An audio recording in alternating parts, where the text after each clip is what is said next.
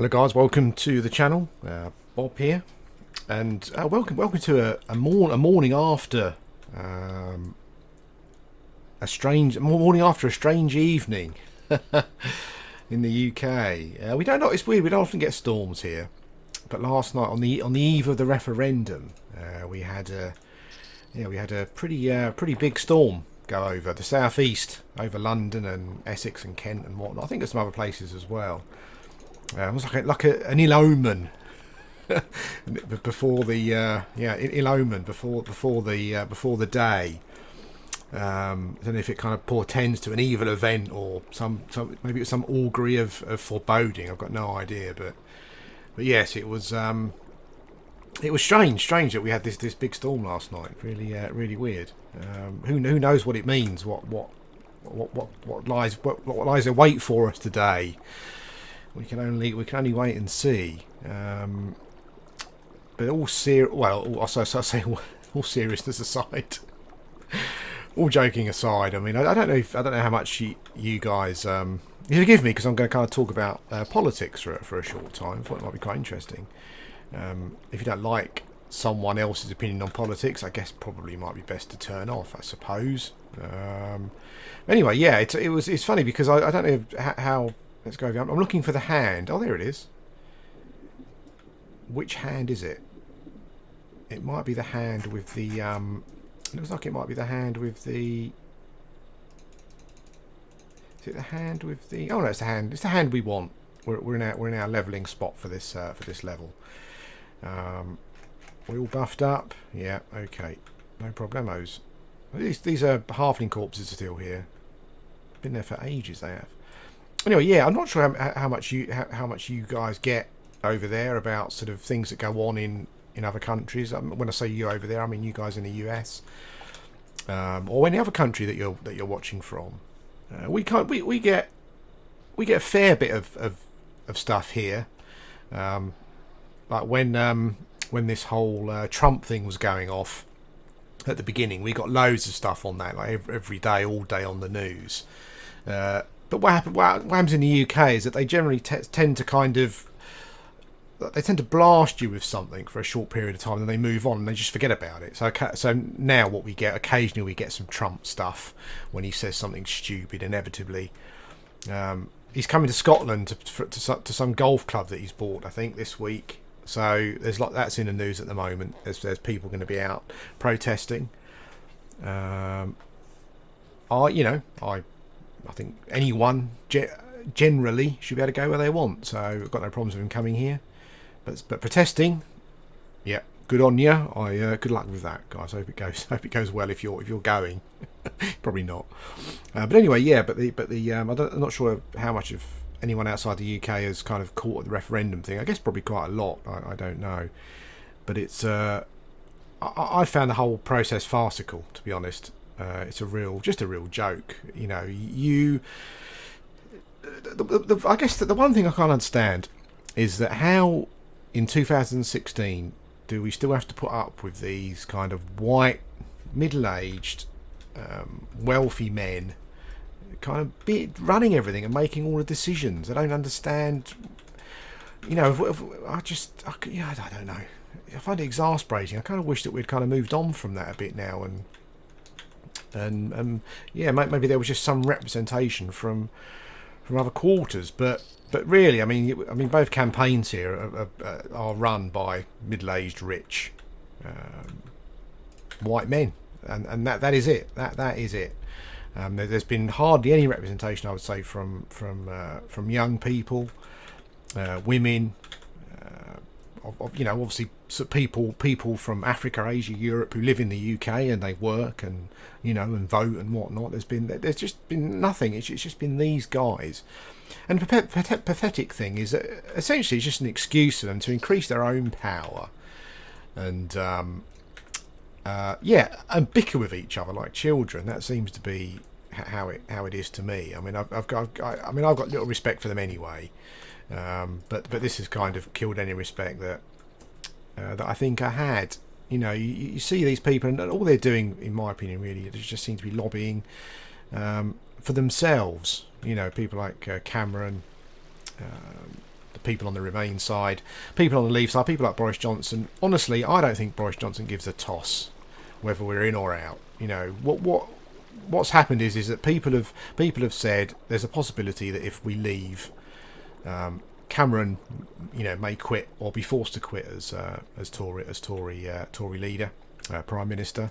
And I think essentially what seems to have happened is that that's opened the door for others thinking to themselves, well, maybe we could get in here. And I think that's all Boris Johnson's doing. You know, he's seen an opportunity for himself where he can possibly be the next Prime Minister. God forbid. I mean, honestly, that's worse than Trump in my honest opinion. And the same with people like Farage as well. I mean, you may have got the idea that I've got no like for Farage at all. I think the guy is utter vermin. And I sit there watching, and I can't believe that there are people who watch him and support him and support what he says. It's mind-boggling, you know. And I'm just a normal, average guy who thinks everyone should be treated with respect. But to watch this guy and you know, see the way he works and the things he says, just it's mind-boggling that people support him. I think unfortunately across Europe there seems to be a fairly large increase in support for, you know, right wing politics, even to some sort of quite extreme levels in some countries. So maybe it's not so surprising, but it's quite sad. Yeah, but the whole thing has been a bit of a farce, and I kind of say that on both sides. I'm not kind of picking on any one side. You know, I think both campaigns have been just a mess, really. It's essentially what it seems to have been is that one side makes a statement, the other one says that's rubbish, blah blah blah, and just back and forth. That's all it is. You know, I mean, there are still so many people that don't seem to know how to vote because they've been given no facts. It's but I guess, I mean, thinking about it, maybe there aren't any facts. You know, maybe. Because we don't really know. I mean, the way I'm looking at it, from looking at both campaigns, is I think that kind of being critical of both. I guess. I mean, I think the Remain campaign is kind of like when I listen to people talking, people are going to vote and whatnot. The Remain campaign kind of seems to be like I guess you would say, it's like the lazy vote. It's like the comfort blanket vote in a way. You know, you kind of know what you're getting, with some possible changes. You know, Cameron seems to have negotiated some changes that will come in if we decide to stay. So, but that is a kind of lazy comfort vote. I'm looking at it, and not for everyone, obviously, but I'm just talking about people that I've listened to. I think the unfortunate thing is that the people who want to talk and get their voice heard on television generally seem to be the morons. You know, and I think your average people who, just normal people, I think, who will maybe think about things a bit more and try to come up, try to make like an intelligent, informed decision. Don't want to go on TV and shout their mouths off. You know, I think that's the issue. So that's kind of when I've been listening to people talking, that seems to be the issue I've had with the Remain campaign. But from the perspective of being a campaign, it's not really a campaign because, as I said, they can't tell you anything, really. You know, all they can do is say, "Will Remain." It's probably going to be generally pretty similar to what it is at the moment. They seem to have got what appears to be on paper a reasonably good deal with the immigration. I personally don't agree with it. You know, it's kind of. I mean, essentially, what they're saying is that. What the deal seems to be saying is that we don't want anyone here. I think it's something along the lines of if you come to work in this country for the first 4 years, you don't get any benefits to help you. But the problem is that that's completely unrealistic. That there are millions of families in the UK, British families who work and need help because they don't get paid enough. You know, so essentially what they're saying to sort of foreign people who want to come here and work is, yeah, you can come here and work, but we're not going to give you anything to sort of help you along the way, which means that those people have got to come here and hit the ground running and be able to earn enough for themselves so they don't need any help. And there are plenty of families, British families, who can't do that, so that's going to be difficult. And when you look at sort of people who have been here working for sort of 2 or 3 years, is that going to be, are their benefits going to be stopped because they haven't been here for 4 years, or is it going to be kind of like from now? It's a difficult one. And the thing is, ultimately, there are a lot of people go on about sort of foreigners coming over and stealing our land and our jobs and our kids and our wives and whatnot, but it's there are a lot of jobs in this country that British people don't want to do. There are many people out of work who are not working just because they're lazy, essentially. But there are certain jobs that are low paid that a lot of guys from Europe coming over do that British people don't want to do. So what's going to happen there, I really don't know. It's all going to be interesting. But I mean the Leave campaign for me is again, it's just been a mess. I mean, the Leave campaign for me seems to be like again, I'm just going by what I've heard people talking about. It's like a selfish vote. So all the people that they've had on the TV talking about why they want to leave, essentially have been saying, they've had kind of a lot of fishermen talking about fishing quotas, a lot of farmers talking about farming, even though farmers get quite a big rebate from the European Union, which is no guarantee that they will get when if we leave. Whatever Boris Johnson and Nigel Farage says. I mean, Nigel Farage is not even an MP at the moment, I don't think. So, I'm not quite sure how they're working out that what they're saying is going to come to fruition. Maybe Cameron won't resign, and he'll say, those ideas you had, stick them up your backside, essentially. But it's a bit of a selfish vote. And then obviously you've got the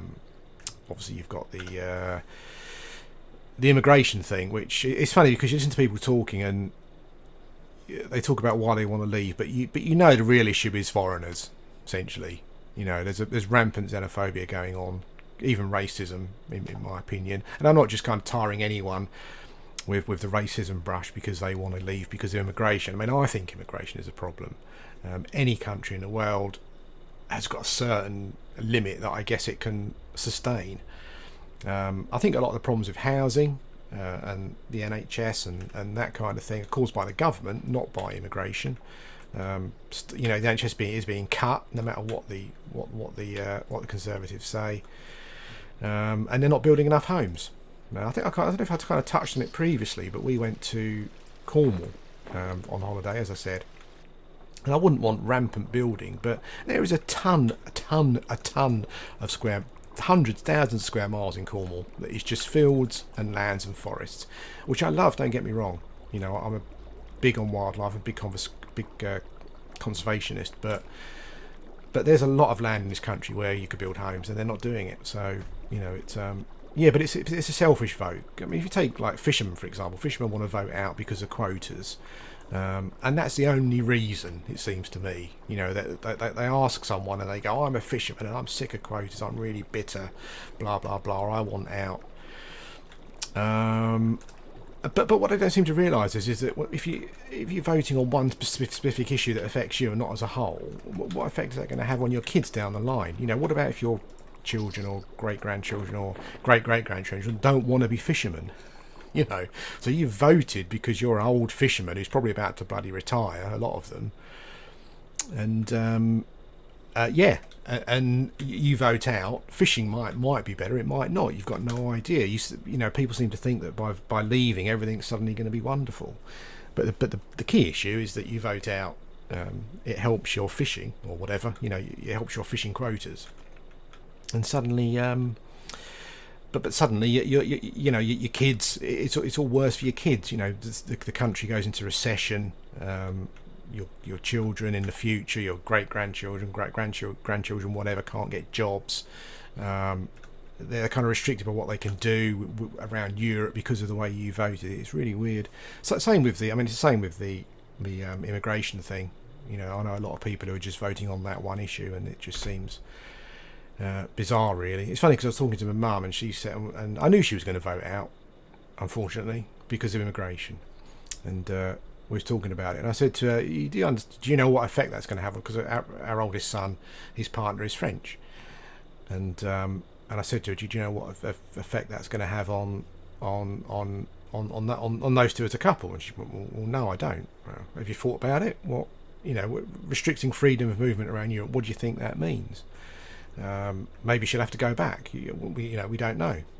She hadn't thought about that. That's the thing. All she was blindly seeing was this immigration stuff that's she's been bombarded with, but not really taking into consideration how it may affect people around her. It's a weird thing. But anyway, yeah, it's all going to be over today, thank God, because as I said, I've been quite embarrassed by it, and yeah, and it's strange how people react to this kind of thing. I mean, I guess in every country, and again, we've seen it across Europe in certain countries like Poland, Russia, particularly recently, Russia's become very for Russia. And there's a real problem with kind of homophobia and racism and stuff in Russia.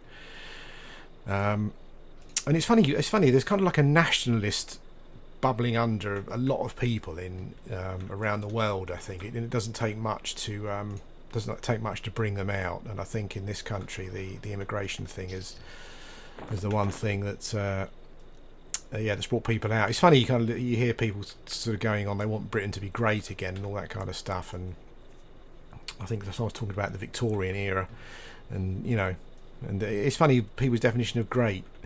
If your definition of great back in the Victorian era, and even like beyond and before that, is going into countries with guns and cannons and butchering people who are carrying spears and bows and arrows, well then yeah, we're great. If that's your definition, it's just it's shocking how either uneducated people are or just how stupid people are. It's a funny thing.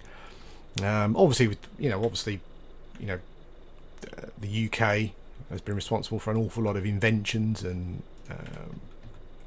sort of and progression, cultural progression, creativity and whatnot. But yeah, people seem to forget that when we called ourselves great back in the day, a lot of that was down to, as I said, going into countries who couldn't defend themselves and shitting on them. So yeah, so it's a weird thing, but we'll see how it goes.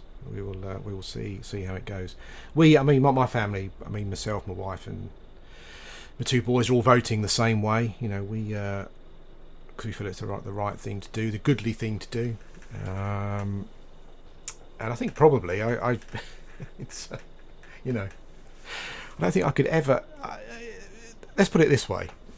I would rather invite the 10 most evilest people who ever lived in the world to dinner than invite Nigel Farage.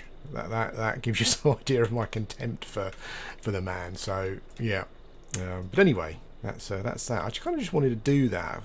But occasionally, it might be quite interesting to just kind of talk about stuff and give my view on things.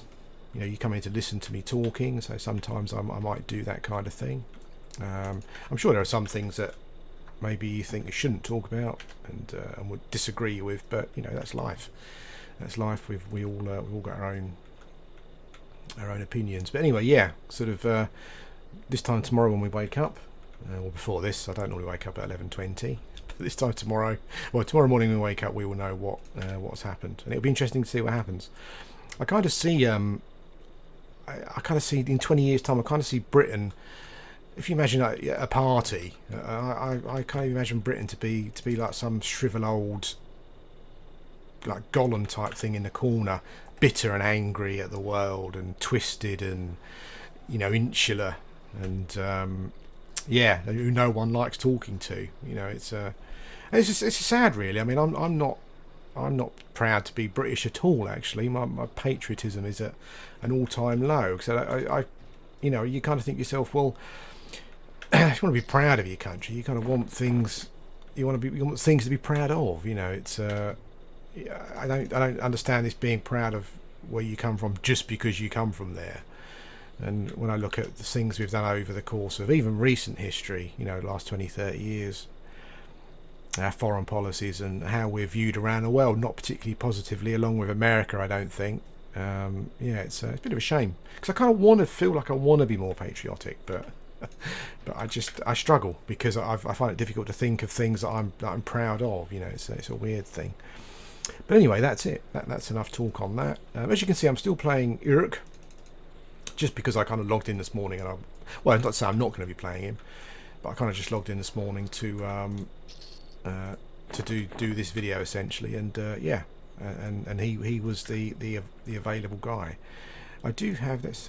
No, let's kill this guy first.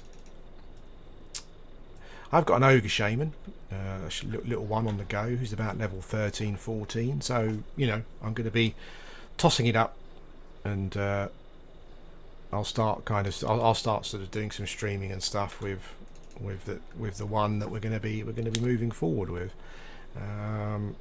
That's it, I think, guys. If you got any questions, then just let me know, and I'll try and address them in the next video. If you want to shout at me about my political beliefs, then go right ahead. That's life. I'm full here. Full. Let's buff myself up again.